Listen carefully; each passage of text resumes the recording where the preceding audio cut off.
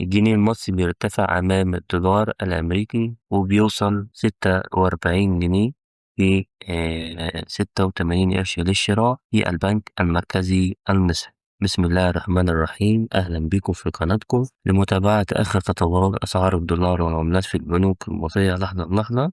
النهاردة معانا تحديث جديد عن سعر الدولار قدام الجنيه بعد استمرار التراجع في بداية التعاملات الصباحية، وهنعرف سوا الأسعار في أهم البنوك كالآتي. سجل الدولار الأمريكي في البنك المركزي المصري 46 جنيه و86 قرش للشراء، 46 جنيه و99 قرش للبيع. أما في البنك الأهلي المصري فسجل الدولار 46 جنيه و89 قرش للشراء، 46 جنيه و99 قرش للبيع. أما في بنك مصر سجل الدولار 46 جنيه و90 قرش للشراء، 46 جنيه و99 قرش للبيع. في بنك القاهرة سجل الدولار 46 جنيه و91 قرش للشراء، 46 جنيه و98 قرش للبيع. أما في بنك CIB سجل الدولار شراء 46 جنيه و89 قرش، بيع 47 جنيه. التراجع ده بيأكد حالة الهدوء النسبي في السوق المصري أو سوق الصرف وسط متابعة المستثمرين لأي قرارات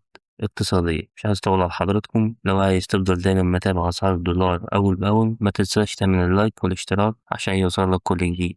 مع السلامة.